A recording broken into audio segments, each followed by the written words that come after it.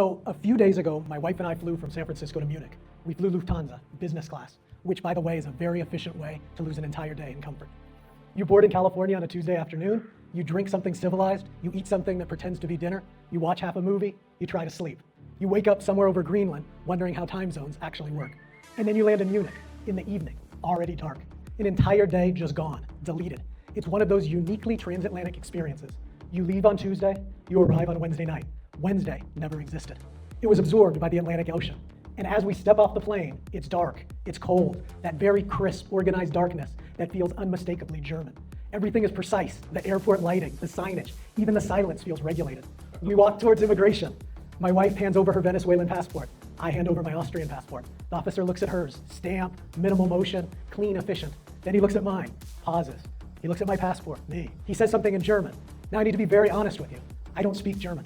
Not poorly, not conversationally, not I studied a little. I don't speak German at all. I know the officer's thinking, hey, this man flew business class on Lufthansa, German name, Austrian passport. This is pretty suspicious that he doesn't speak German. He repeats himself, slower, still German, still nothing. At this point, I'm smiling in the universal language of, I promise I'm not doing anything illegal. It's not anger, it's not hostility, it's genuine confusion that the immigration officer has. And finally, he switches to English. How do you have an Austrian passport if you don't speak German? There's silence. My wife looks at me, I look at her, I look at the officer, and in my very American way, I say, how much time do you have?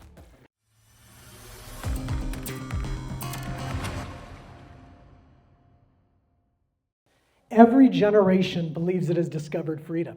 In much of the German-speaking world, freedom has traditionally meant stability, stable institutions, stable framework, stable banking and infrastructure.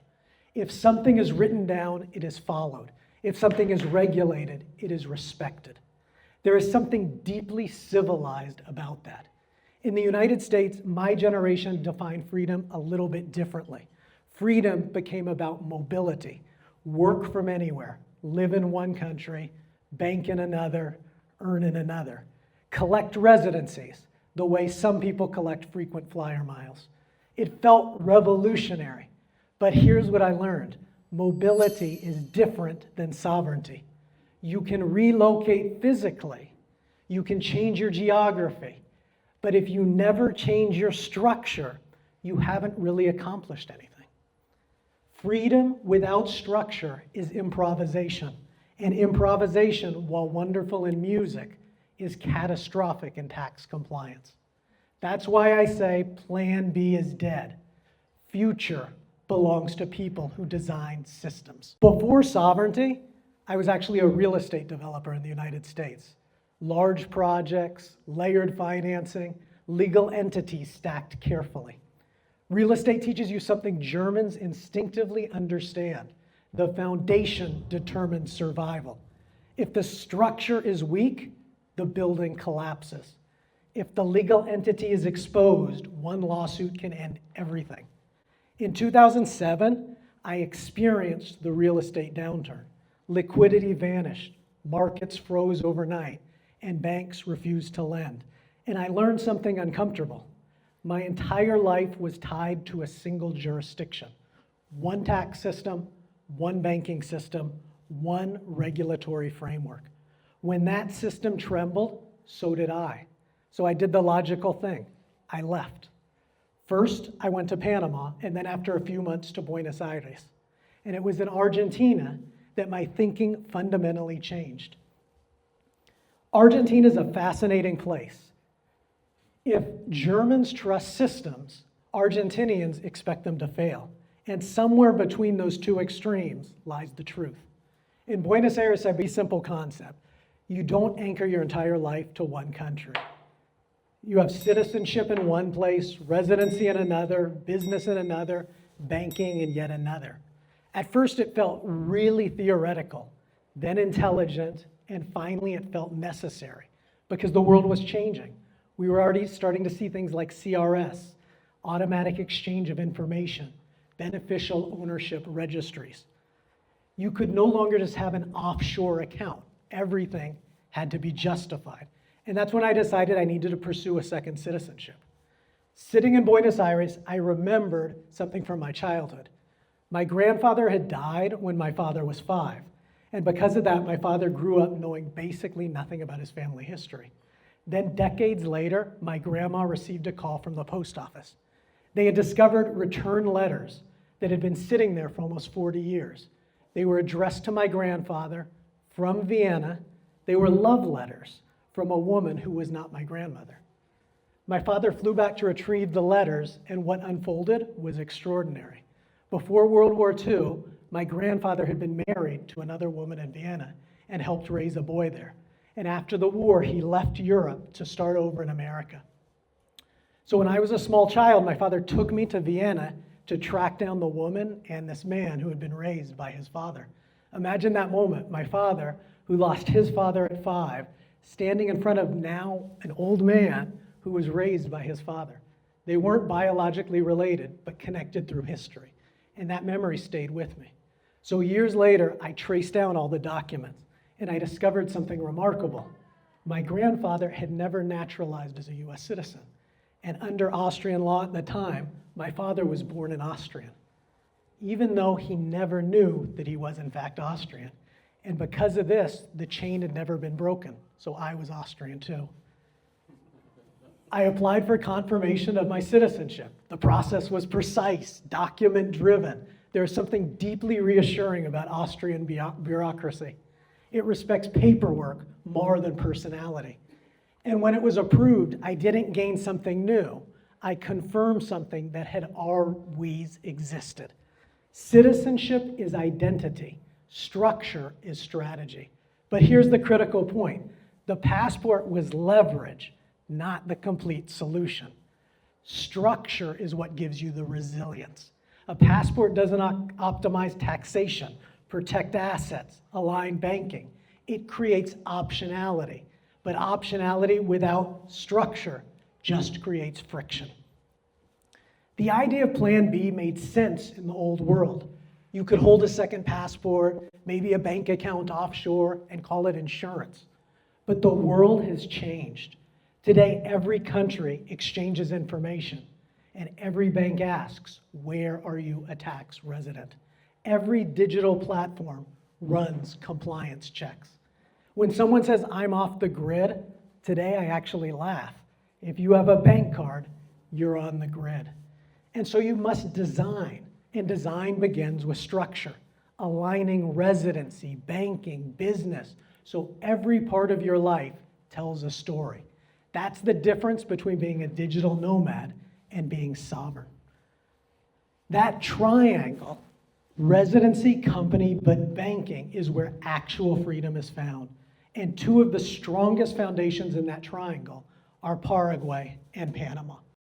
Paraguay is one of the easiest residencies in the world. Territorial tax, you need just 2 documents, criminal record, birth certificate, no physical presence requirement. You can convert it from temporary to permanent in 2 years, and then it's 1 day every 3 years in that. Panama plays a different role.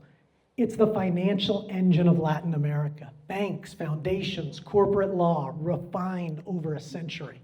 We set up a Panama company that sits inside a private interest foundation. This structure gives you anonymity, asset protection, banking access, and most importantly, global credibility. Together, they form a dual-based system. Paraguay for tax residency, Panama for structure. Sovereignty by design. Now I'm going to do a little case study.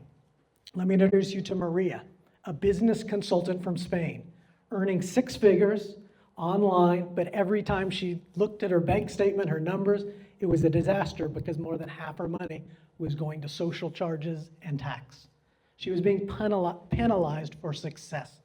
She didn't want to disappear, she wanted to evolve. So we helped her do exactly that through residency, structure, and banking alignment. First, we opened a new legal home for Maria. We set her up in Paraguay. Paraguay's system is simple. Territorial tax, you only pay tax on income earned inside that country. Once she received her residency card, we set up her RUC tax registration. She could officially file in Paraguay, showing the world she had a legitimate tax base with 0 foreign tax exposure. That gave her something priceless, fiscal jurisdictional clarity, anywhere she wanted to go without being physically attached to Paraguay. Next, we created her Panama Private Interest Foundation. This was the centerpiece of her structure. Think of a foundation as a vault. It simply owns and protects assets. Inside that foundation, we established a Panama SA, which acts as her holding company. The SA can hold shares, own companies abroad, and issue invoices if needed, but the ownership remains shielded under the foundation's umbrella. That means Maria doesn't personally own the shares of her SA, her foundation does. And because a foundation doesn't have shareholders, there's no public record. Everything remains fully documented, audible, and completely compliant under Panamanian law. Operationally, we set her up with a US LLC. The LLC handles payments, contracts, merchants accounts, simple and transparent. So the ownership flow looks like this. Paraguay residency, Panama foundation that sits on top of a Panama SA holding company, and a Wyoming LLC serves as the operating powerhouse of the structure. Each layer with a clear purpose: legal separation, asset protection, and tax transparency. The final step was setting up the banking, and in her case, we used Swiss banking with the Lombard loan. The foundation served as the owner of the account. Why the foundation? Because the foundation, not Maria personally, is the legal owner of the SA, and thus the owner of the global assets. Swiss Bank views foundations as a high-level wealth management entity. This allows for clean ownership chain, strong governance, and full due diligence. KYC easily passed using the Paraguay residency and the Panama structure. After a few months of activity and deposits, banks offered her something called the Lombard loan, which is basically small interest loan tied to the value of an investment portfolio. She can draw funds in US dollars or Swiss francs, reinvest globally, or even finance property, all while her principal and assets remain protected inside of the Swiss bank account. The outcome, Maria didn't escape the system. She learned how to build within it, and the results speak for themselves. Tax optimization, she went from paying 53% in Spain to 0 on foreign income, fully declared and compliant. She wasn't hiding her wealth. It was about designing the sovereignty. She didn't move money, she moved architecture. And now her life runs like a private family office, structured, protected, and entirely free to live life on her terms. People often ask me, Jers, why do you care so much about structure? And the truth I always answer is that I've lived both sides. I've had accounts frozen. I've had payments delayed because some compliance officer somewhere couldn't categorize me. I've watched talented entrepreneurs lose everything, not because they did something wrong, but because they didn't document what they were doing right. My early years as a real estate developer taught me a rule: blueprints don't limit creativity, they make it possible. A skyscraper without plans collapses, and so does a global life. Structure doesn't actually kill your freedom. Most people think sovereignty is about escaping. It's not, or at least it shouldn't be. When you build structure, you eliminate fear, you eliminate guesswork, and you eliminate dependence on any one government. And once fear is gone, creativity explodes. That's why creative people are people who actually have very structured lives, which seems like a contradiction, but it's not. The moment somebody gets their residency, foundation, and banking aligned, they stop worrying about the system and start playing the game. Almost 20 years on this journey, and I've learned you don't find freedom, you engineer it. Money follows structure, structure follows vision, and vision starts the moment you decide to stop living reactively. Autonomy only exists when you own the framework that defines your life. This is what I like to call the 4 pillars of this structured freedom idea. Tax savings, file once, file smart, file 0 when legal. Asset protection, own nothing, control everything through entities and foundations. Liability protection, separate personal and business life with precision. Privacy and bankability, be visible to those who matter and invisible to those who don't. So I ask all of you, what do you want your life to look like 3 years from now? If your answer involves words like control, peace, flexibility, then you already know what to do. Start with a foundation, literally and metaphorically.